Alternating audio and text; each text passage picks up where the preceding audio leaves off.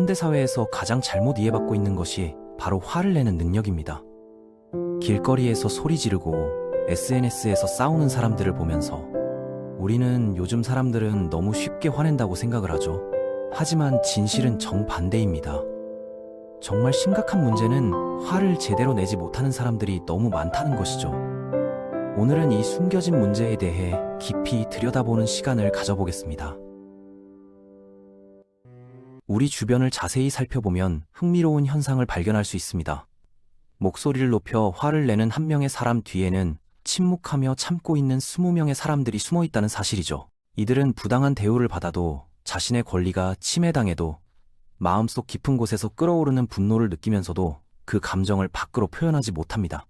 마치 목소리를 잃어버린 사람들처럼 말이죠. 여기서 말하는 것은 남에게 상처를 주거나 폭력적인 분노를 옹호하는 것이 아닙니다. 오히려 정반대죠. 건강하고 합리적인 방식으로 자신의 불만을 표현하는 능력에 대한 이야기입니다. 부당한 상황에서 이건 잘못됐다고 말할 수 있는 용기, 자신의 감정을 솔직하게 드러낼 수 있는 힘이 바로 우리가 잃어버린 능력이죠. 이런 능력이 없으면 결국 더 큰 문제가 발생하게 됩니다. 많은 사람들이 화를 내지 못하는 이유는 무엇일까요? 가장 큰 원인은 어린 시절부터 형성된 잘못된 신념 때문입니다. 좋은 사람은 화를 내지 않는다는 생각이 너무 강하게 자리 잡고 있죠. 참는 것이 미덕이다, 다른 사람을 배려해야 한다는 가르침을 받으며 자란 사람들은 자신의 감정보다 타인의 기분을 더 중요하게 생각하게 됩니다. 물론 이런 가치들 자체는 나쁘지 않습니다. 문제는 이것이 극단적으로 적용될 때 발생합니다. 모든 상황에서 무조건 참고 양보하는 것이 옳다고 믿게 되면 자신의 정당한 권리마저 포기하게 되는 것이죠. 직장에서 상사가 무리한 업무를 계속 맡기거나 동료가 자신의 공을 가로채는 상황을 생각해 보세요. 가족이나 친구가 지속적으로 자신을 무시하거나 이용하는 경우도 마찬가지입니다. 이럴 때 많은 사람들은 그럴 만한 이유가 있겠지, 나보다 힘든 일이 있을 거야, 조금만 더 참자라고 스스로를 달래면서 불만을 삼켜버립니다. 하지만 이런 패턴은 건강하지 않죠. 상대방은 계속해서 경계를 넘어오고 자신은 점점 더 많은 것을 양보하게 됩니다. 결국 관계의 균형이 완전히 무너지게 되고 자신은 항상 손해를 보는 위치에 서게 되는 것이죠. 이런 패턴은 대부분 어린 시절에 뿌리를 두고 있습니다. 일부 부모들은 아이가 화를 내거나 불만을 표현하는 것을 극도로 싫어하죠. 착한 아이는 그런 행동을 하지 않는다고 말합니다. 부모에게 대들면 안 된다, 참는 것이 미덕이다 라는 메시지를 계속해서 전달합니다. 겉으로는 순종적이고 예의 바른 아이로 보이지만 내면에는 표현되지 못한 감정들이 쌓여가죠. 아이의 분노나 좌절감은 사라지지 않습니다. 단지 표현할 방법을 찾지 못할 뿐이죠. 이런 감정들은 마음 깊숙한 곳에 묻혀서 성인이 될 때까지 계속해서 영향을 미치게 됩니다. 문제는 이런 아이들이 성인이 되었을 때 나타납니다. 자신의 감정과 욕구를 표현하는 방법을 제대로 배우지 못했기 때문에 부당한 상황에서도 적절히 대응하지 못하게 됩니다. 마치 감정 표현의 근육이 퇴화된 것처럼 말이죠. 다른 사람들은 자연스럽게 하는 일들이 그들에게는 엄청나게 어려운 과제가 되어버립니다. 아니요 라는 단순한 한마디도 입에서 나오지 않죠. 건강한 가정에서는 아이가 가끔 화를 내거나 불만을 표현하는 것을 자연스럽게 받아들입니다. 엄마 싫어 라고 말하거나 방문을 쾅 닫거나 베개를 던지는 행동도 성장 과정의 일부로 이해하죠.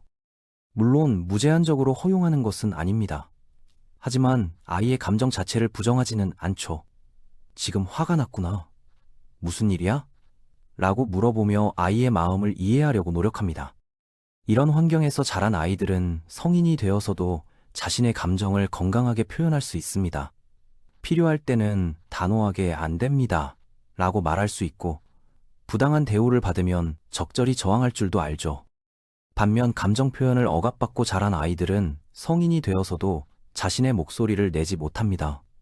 직장에서는 계속해서 추가 업무를 떠맡게 되고 야근도 항상 자신의 몫이 되어버리죠. 연인 관계에서는 상대방의 이기적인 행동을 묵인하게 됩니다. 약속을 어기거나 자신만을 생각하거나 심지어 바람을 피워도 내가 뭔가 부족했나? 라고 자신을 탓하게 되는 경우가 많죠. 친구들 사이에서도 항상 양보하고 배려하는 역할만 맡게 됩니다. 식당을 정할 때도 나는 아무거나 괜찮아. 여행 계획을 세울 때도 다른 사람들이 좋아하는 곳으로 가자라고 말하죠. 이런 사람들이 겪는 것은 노골적인 학대가 아니라 일종의 저강도 괴롭힘입니다. 하루하루는 견딜만 하지만 시간이 쌓이면서 점점 자존감이 깎여나가죠. 마치 물방울이 돌을 뚫듯이 말입니다. 자신의 의견이나 감정보다는 항상 다른 사람들을 우선시하다 보니 결국 자신이 누구인지도 모르게 되는 경우가 많습니다. 나는 뭘 좋아하지? 내가 정말 원하는 건 뭐지?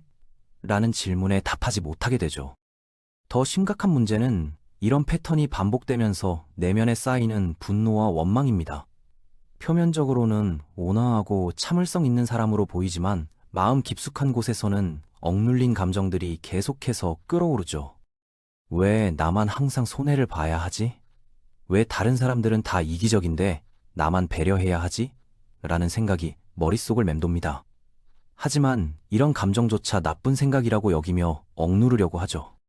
이것이 우울증이나 불안장애로 나타나는 경우도 많습니다. 감정을 제대로 처리하지 못하고 계속 억압하다 보면 결국 정신적, 신체적 건강에 악영향을 미치게 되는 것이죠.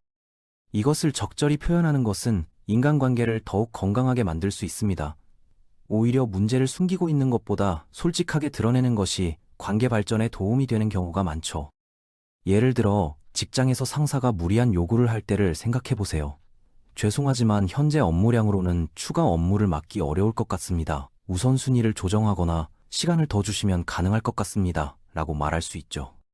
이것은 화를 내는 것이 아니라 자신의 한계를 분명히 표현하는 것입니다. 상사도 직원의 상황을 제대로 파악할 수 있게 되고 더 현실적인 업무 분배가 가능해지죠. 연인 관계에서도 마찬가지입니다. 당신이 계속 약속을 어기면 난 실망하고 상처를 받게 돼. 그래서 우리 관계가 소중하다면 이 부분을 개선해줬으면 좋겠어. 라고 표현할 수 있겠죠. 이런 대화가 없으면 문제는 해결되지 않고 계속해서 쌓여만 갑니다. 결국 관계가 악화되거나 일방적으로 끝나는 경우가 많죠. 하지만 솔직한 대화를 통해 문제를 해결하면 관계가 더 깊어질 수 있습니다. 가족 관계에서도 경계 설정은 중요합니다. 부모님이나 형제 자매가 지나치게 간섭하거나 무시하는 행동을 할 때 저도 성인이니까 제 결정을 존중해 주셨으면 좋겠어요 라고 말할 필요가 있죠. 이것은 불효가 아니라 건강한 경계 설정입니다. 가족이라고 해서 모든 것을 무조건 받아들여야 하는 것은 아니죠. 서로를 존중하는 관계가 진정한 가족 관계라고 할 수 있습니다. 물론 이런 대화를 하는 것이 처음에는 어려울 수 있습니다. 오랫동안 참고만 살아온 사람에게는 마치 산을 옮기는 일처럼 느껴질 수도 있죠. 심장이 빨리 뛰고 목소리가 떨리기도 할 것입니다. 하지만 연습을 통해 점차 익숙해질 수 있습니다. 마치 운전이나 수영을 배울 때처럼 처음에는 어색하고 무서웠지만 반복하다 보면 자연스러워지는 것처럼 말이죠. 작은 것부터 시작해보는 것이 좋습니다. 레스토랑에서 음식이 잘못 나왔을 때 조용히 교체를 요청한다거나 친구가 약속 시간에 늦었을 때 다음엔 조금 더 일찍 와줄 수 있을까? 라고 말해보는 것이죠. 이런 작은 경험들이 쌓이면서 점차 자신감을 얻을 수 있습니다. 아, 내가 내 의견을 말해도 세상이 무너지지 않는구나. 오히려 상대방이 내 말을 이해해 주는구나 라는 것을 깨닫게 되죠. 중요한 것은 감정을 표현할 때의 방식입니다. 상대방을 공격하거나 비난하는 것이 아니라 자신의 감정과 필요를 전달하는 것에 초점을 맞춰야 하죠. 이것이 갈등을 풀어내는 진짜 대화 방식입니다. 당신은 왜 항상 그래? 보다는 이런 상황에서 저는 이렇게 느낍니다. 라고 표현하는 것이 더 효과적입니다. 상대방도 방어적이 되지 않고 더 열린 마음으로 들을 수 있게 되죠. 또한 타이밍도 중요합니다. 감정이 격해진 상태에서는 제대로 된 대화가 어렵죠. 조금 시간을 두고 마음을 정리한 후에 차분하게 이야기하는 것이 좋습니다. 급할 것 없이 충분히 준비해서 말하는 것이죠. 이렇게 하면 상대방도 우리의 진심을 더 잘 받아들일 수 있습니다. 감정적으로 흥분한 상태에서 하는 말은 아무리 옳은 내용이라도 상대방에게 제대로 전달되지 않는 경우가 많거든요. 많은 사람들이 걱정하는 것은 내가 화를 내면 관계가 망가질까? 하는 두려움입니다. 하지만 실제로는 그 반대인 경우가 많죠. 진정한 관계는 서로의 감정을 솔직하게 나눌 수 있을 때 더욱 깊어집니다.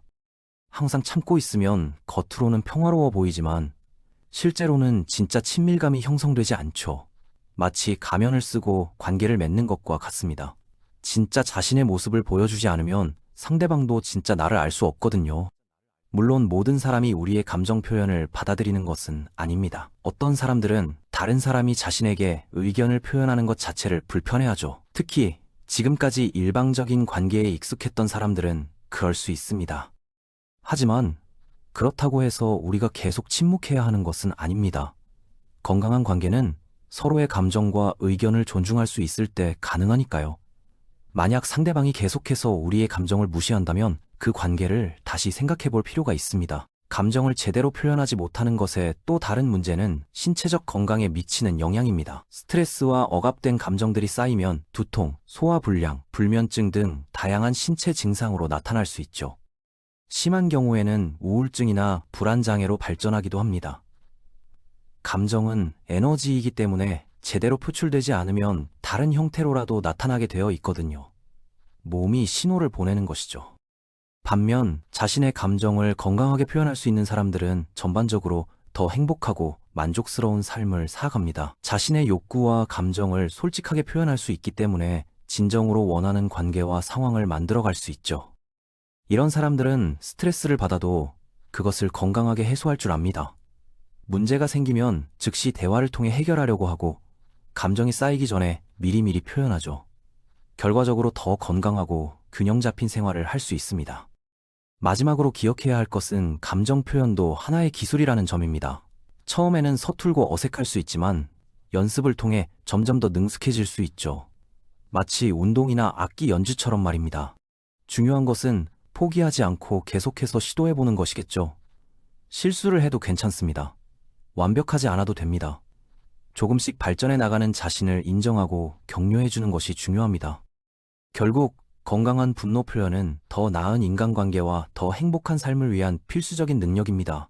참는 것만이 미덕이 아니라는 것을 인정하고 자신의 감정과 권리를 당당하게 표현할 수 있는 용기를 키워나가야 합니다. 이것은 이기적인 행동이 아닙니다. 오히려 자신을 존중하고 사랑하는 행동이죠. 그리고 이런 자기 존중이 바탕이 되어야 다른 사람들과도 건강한 관계를 맺을 수 있게 되는 것입니다.